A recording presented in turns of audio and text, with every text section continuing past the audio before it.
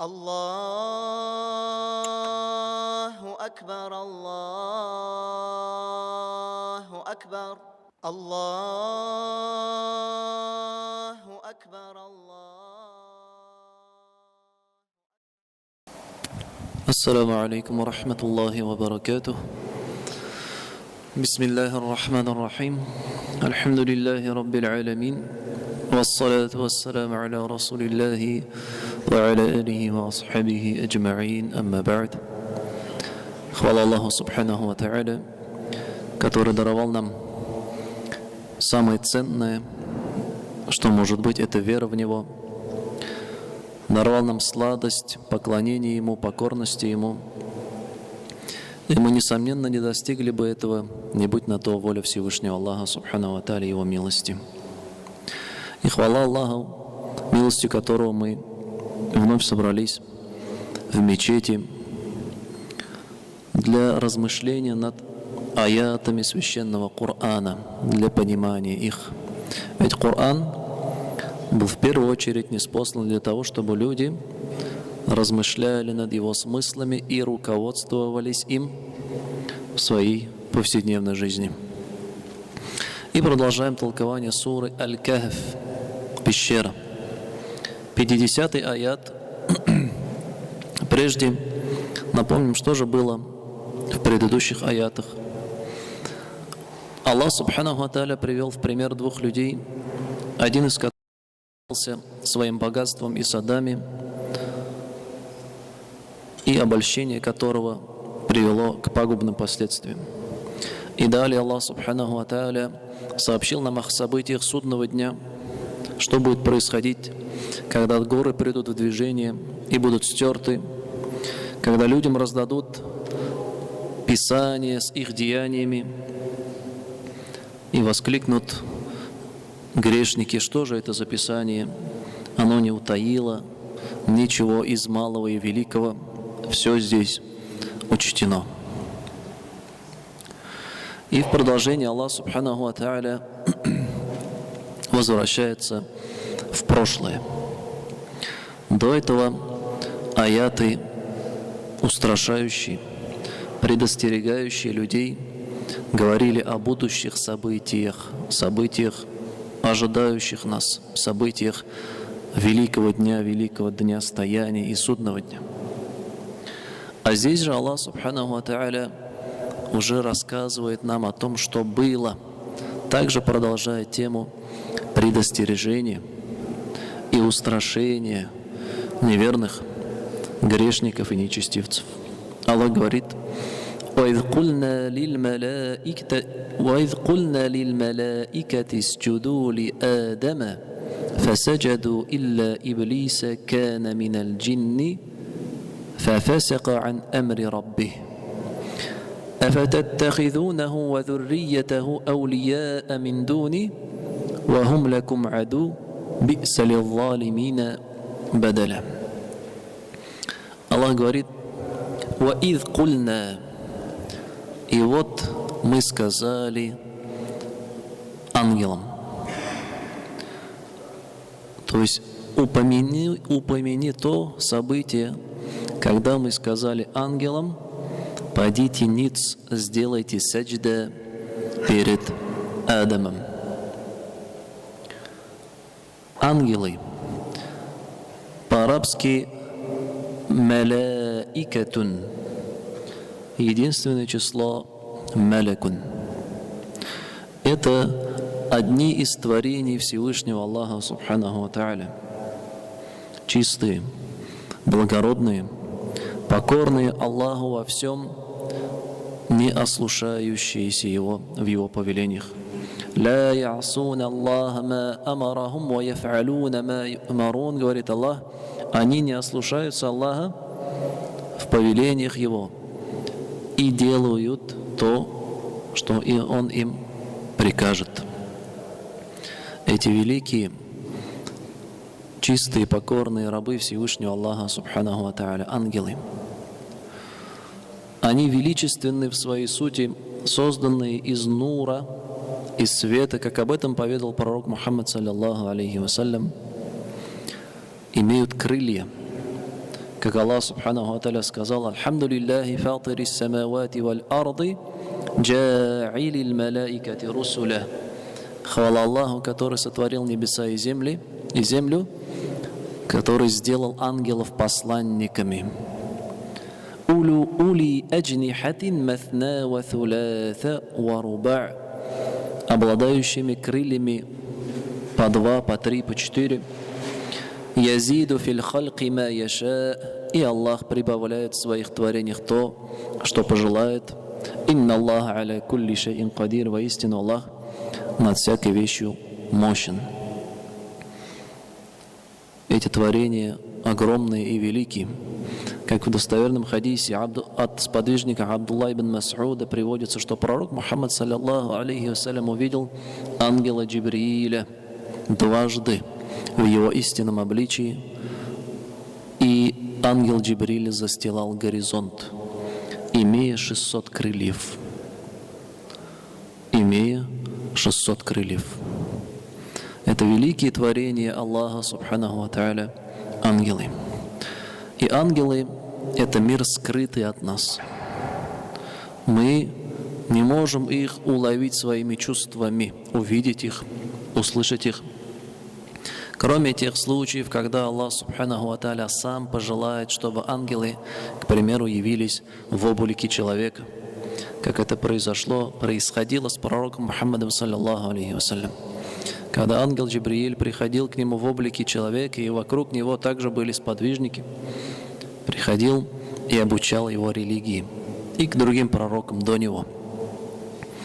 А раз это скрытый мир, то мы не можем что-либо говорить об этих существах, творениях Аллаха от себя, измыслив или прибегая к догадкам и размышлениям.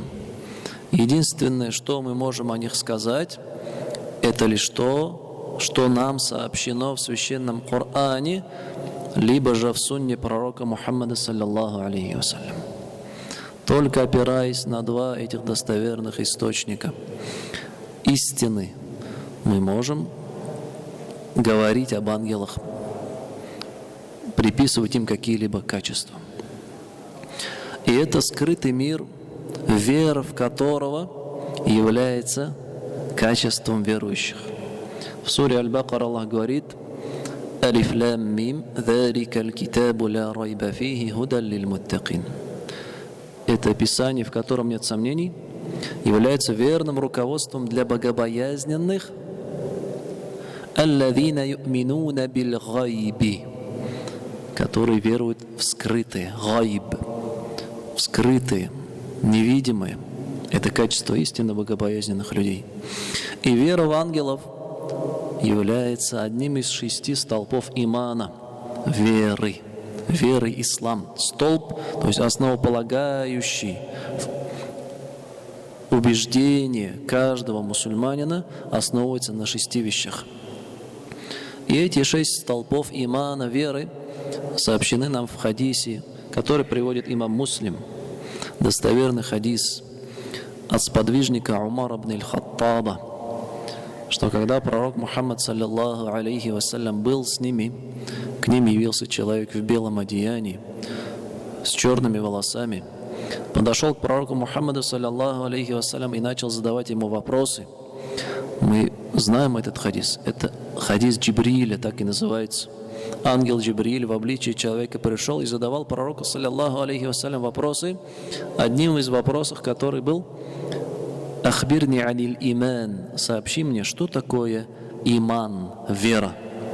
И пророк Мухаммад саллаллаху алейхи вассалям сказал: вера, аль-иман, ан ту'мина биллах, уверовать, ты должен уверовать в Аллаха, в ангелов, в пророков, в священное писание, в судный день и предопределение, валь-кадари хайрихи ва шаррихи, блага и зла.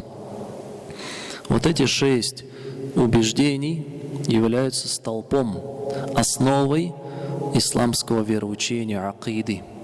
И каждый мусульманин обязан без каких-либо сомнений убежденным быть в истинности этих 6 столпов. И вера в ангелов является одним из них. Что касается веры в ангелов, аль-иману биль-маляика, то она подразумевает под собой 3 вещи. То есть, когда человек может сказать, что он амана биль-маляика, уверовал в ангелов, если он будет соблюдать 3 вещи. Первое – искренне, убежденная, без каких-либо сомнений вера в существование ангелов. Искренне, без каких-либо сомнений вера в существование этих великих творений Аллаха. Второе – признание за ними той степени, которую дал им Всевышний Аллах, субханаху ва тааля, в этом мире. У всех творений Аллаха в этом мире есть определенная степень. И в первую очередь все творения являются рабами Всевышнего Аллаха. Не более того. И не исключение ангелы. Какими бы ни были ангелы, какие бы повеления Всевышнего Аллаха не выполняли, они были и остаются рабами Всевышнего Аллаха, субханаху ва тааля. И мы признаем за ними это положение рабства перед Творцом. Они не обладают качествами самого Творца. Они не разделяют с Ним власть, управление, распоряжение в этом мире. Нет, Аллах, субханаху ва тааля, Он единственный, у Него нет никаких помощников, нет никаких сотоварищей, нет потомства. Ангелов называли дочерьми Аллаха, многобожники, во времена пророка Мухаммада, саллаллаху алейхи вассалям. Или, может, где-то называли бы его их сыновьями или частями. Однако мы говорим, нет, ангелы – это творения, созданные Аллахом, субханаху ва тааля, которые покорны, подчиняются и поклоняются Ему. И не обладают никакими божественными качествами или божественной сущностью. Это очень важно. Значит, не просто верить в существование ангелов, но также признавать за ними то положение, которое установил для них Аллах. Они рабы Всевышнего Аллаха, покорны Ему, и ни в коем случае не сверх этого. Они не являются божествами, как об этом могут говорить представители некоторых верований. И третье – признание того факта, что Аллах, субханаху ва тааля, отправлял некоторых ангелов с посланием, откровением к людям. Что связь была людей с ангелами. И не только, то есть ангелы выполняют определенные поручения Аллаха, субханаху ва тааля, как откровение, запись деяний рабов Аллаха, дуновение в рог, несут на себе трон Всевышнего Аллаха, субханаху ва тааля, и другие действия, признание вот этих действий, о которых нам сообщено в Коране, либо в сунне пророка, саллаллаху алейхи вассалям.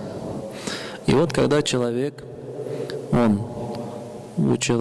примет 3 вот этих факта существования ангелов, не будет возвышать их сверх их степеней или же наоборот принижать их достоинство. И третье, признавать то, что они приносили откровение от Всевышнего Аллаха, субханаху ва тааля, людям и выполняют определенные поручения в этом мире. Это и будет называться аль-иману биль-маляикати, вера в ангелов. Вера в ангелов.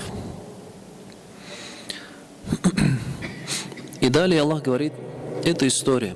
Когда Аллах, субханаху ва тааля, сотворил Адама, первого человека, Он повелел обитателям небес, маляика, ангелам, и говорит, «Идh кульна лиль маляика», и вот мы сказали маляика, ангелам, «Усджуду ли Адам», преклонитесь, сделайте саджда.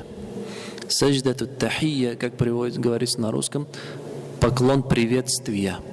Не поклон обожествления и поклонения. Такой поклон, такой сажда выполняется только перед Всевышним Аллахом Субхану ва Тааля. Это же было поклон приветствия, потому что Аллах Субхану ва Тааля повелел им. Фасаджаду, и они сделали это. Они преклонились, несмотря на то, что человек в сравнении с ангелами, он ошибается, он грешен. Ясфику дима, он распространяет нечестие и проливает кровь. Несмотря на все это, ангелы, они поприветствовали его поклоном. Ведь и на то было повеление Всевышнего Аллаха Субхану ва Тааля. Они не проявили высокомерие, не проявили гордыню. Однако среди ангелов было другое творение Всевышнего Аллаха. Илля Иблис, звали которого Иблис. Кана миналь джинни, и он был из числа джиннов. Здесь еще одно творение Всевышнего Аллаха Субханаху ва Тааля упоминается — джинны. То есть в аяте Аллах Субханаху ва Тааля привел 3 творения своих: Адам — человек, маляика — ангелы, и джинны. Джинны, им так же, как и людям, повелено поклоняться Всевышнему Аллаху Субхану ва Тааля и следовать Его законам. «Вама халактуль джинна валь инса илля лиябудун», говорит Аллах, и я создал джиннов и людей лишь для того, чтобы они мне поклонялись и обожествляли меня. И вот этот Иблис из числа джиннов, он находился в рядах ангелов. И, как говорят ученые, заполучил он это положение благодаря своей набожности, знаниям и усердию в поклонении. И когда Аллах Субхану ва Тааля обращался к ангелам, среди них был и Иблис.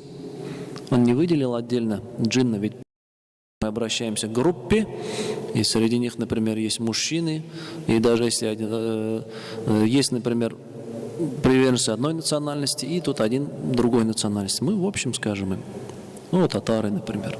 Мы не будем выделять одного. То есть обобщение происходит. И вот Аллах Субхану ва Тааля сказал ангелам, в числе которых и был Иблис также. Ангелы преклонились, а Иблис что сделал? «Фафасака ан амри раббихи», он отклонился от повеления своего Господа. Не преклонился. Эта история очень часто упоминается в Коране. И в дополнение, почему же Иблис не преклонился? Об этом, когда Аллах Субханаху ва Тааля его спросил: «Каля ма мана'ака алла тасджуда из амартук», что тебе помешало преклониться, когда я тебе приказал? «Каля ана хайрун минху», он сказал: я лучше него.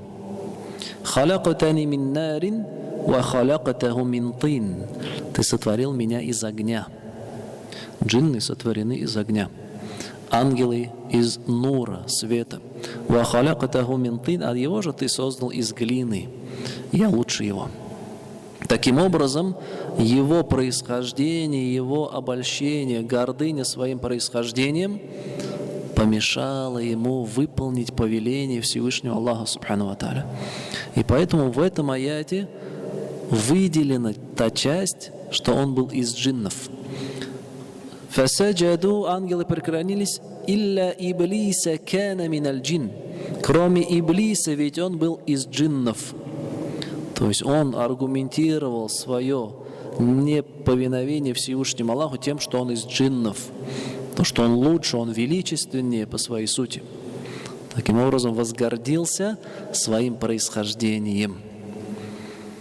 И к чему это привело? Его высокомерие.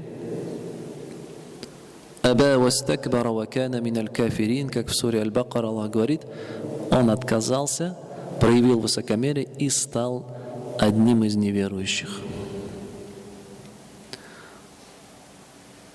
Вот что произошло, когда только был создан первый человек Адам. Появились творения Аллаха, которые оказали ему свое почтение и свою поддержку, это ангелы. И творение, которое стало против него, которое объявило ему вражду навеки. Как в другом аяте Аллах Субханаху ва Тааля говорит: «Каля фаби'иззатика ла угуяннахум аджма'ин». Я клянусь твоим могуществом, я непременно всех их собью с твоего пути. Иблис клянется. Когда вот это произошло, я клянусь твоим могуществом, непременно всех собью.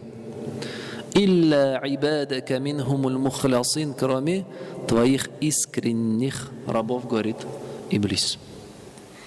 То есть он тогда объявил вражду, ненависть к Адаму и ко всему его роду. И что до наступления судного дня он будет с ними бороться и всячески пытаться сбить их с этого истинного пути, чтобы их как можно больше детей Адама с собой затащить в ад. И к чему же Аллах Субханаху ва Тааля привел эту историю? Он говорит: ангелы преклонились, Иблис нет, он был из джиннов, он отклонился от повиновения своему Господу. И тут тоже важно слово от повиновения своему Господу. Аллах говорит: «Рабб ан амри раббихи», от повиновения Господу. Господь, Рабб, который его создал, который его одарил всеми его благами, его воспитал, он ослушался его. Может ли быть более великое ослушание, чем ослушание того, кому ты всем обязан? Ослушался самого Аллаха Субхану ва Тааля. И далее говорит Аллах: «Афататтахидунаху ва зурриятаху аулияа мин дуни». Так как же вы можете брать к себе в помощники и в покровители его потомство помимо меня? Обращаясь к роду людскому, к людям, неверующим, грешникам, как вы, потомки Адама, потомки того человека, которому тогда Иблис вышел против, объявил ему вражду, а вы после всего этого берете его потомков Иблиса, его приспешников, прислужников себе покровителями, себе в помощники берете.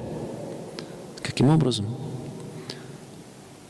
Каждый раз, когда человек отклоняется от повеления Всевышнего Аллаха Субхану ва Тааля, следует своим страстям, своей похоти, совершает грехи, нечестие, и куда хуже, если еще и впадет в многобожие, неверие, в лицемерие и другие грехи, которые выведут человека окончательно с истинного пути, и если не покается, не вернется на него, приведут его к вечной гибели.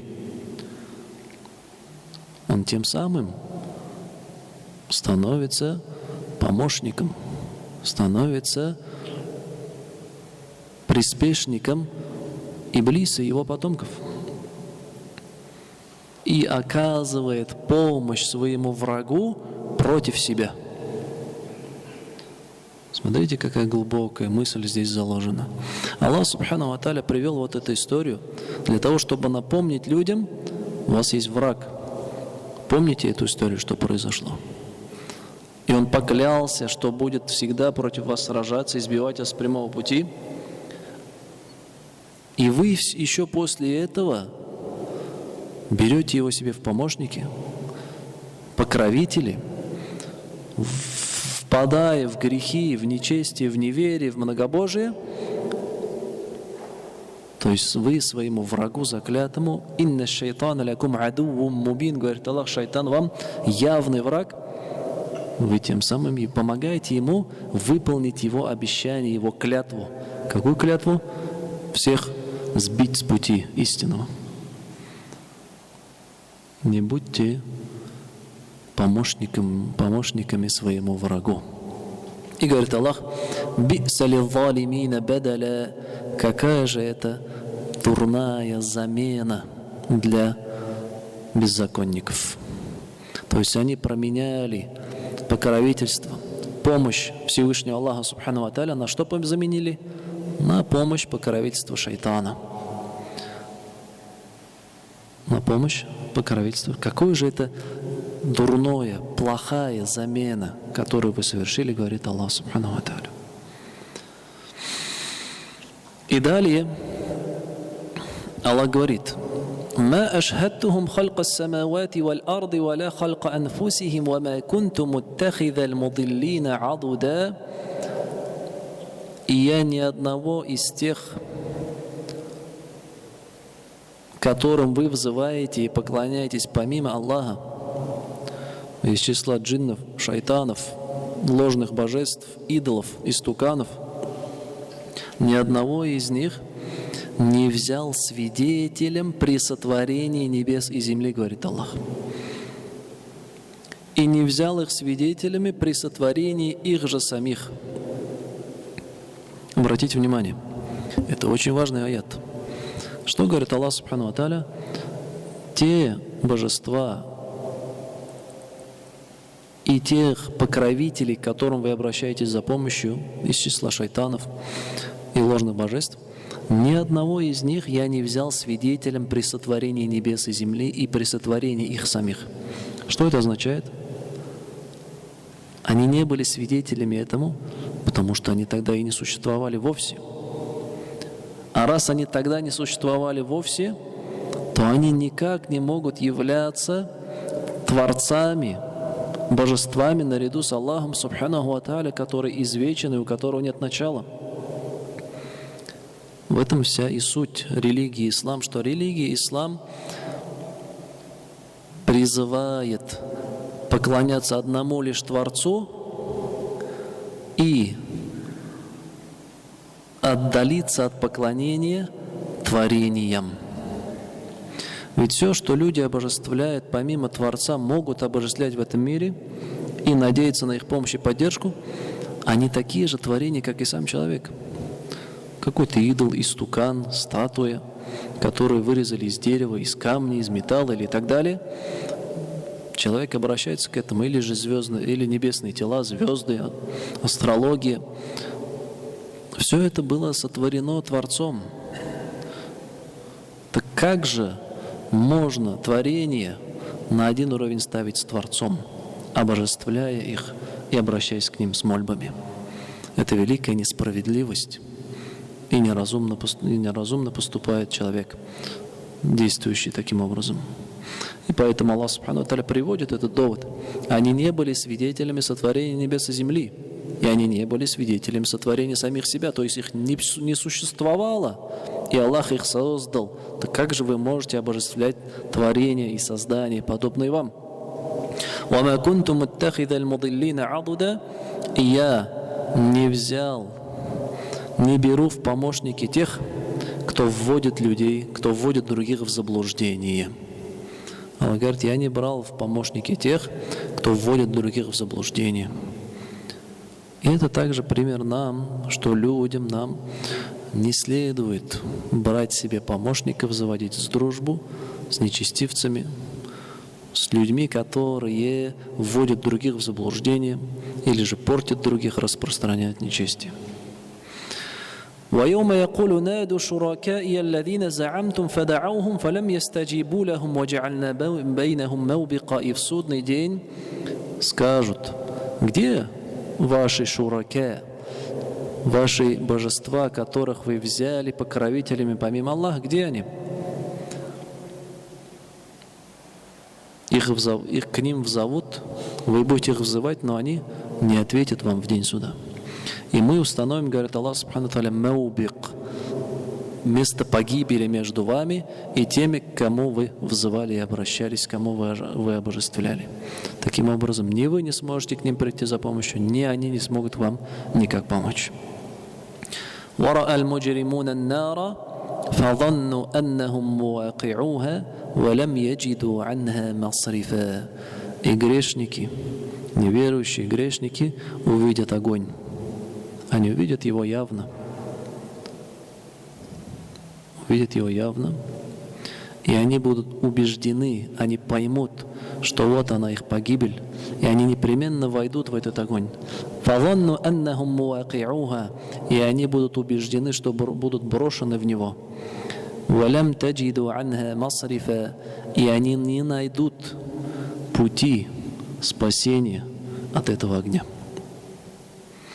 Вот еще 4 аята, в которые Аллах Субханаху ва Тааля вложил предостережение людям, но уже опираясь на события прошлого. До этого были события будущего, судного дня, а здесь уже события прошлого. Помните, каковы были события? Как вышел против вас враг, который поклялся Всевышним Аллахом Субхану ва Тааля, что будет все время вас сбивать, будет переходить спереди, сзади, справа, слева. Отовсюду будет шайтан хотеть искать все возможные лазейки в сердце человека для того, чтобы сбить его с истинного пути и тем самым ввергнуть его в адское наказание, туда, где самому ему обещано место. Поэтому человеку не следует помогать своему врагу и брать его себе в помощники. سبحانك اللهم وبحمدك أشهد أن لا إله إلا أنت أستغفرك وأتوب إليك. السلام عليكم ورحمة الله وبركاته.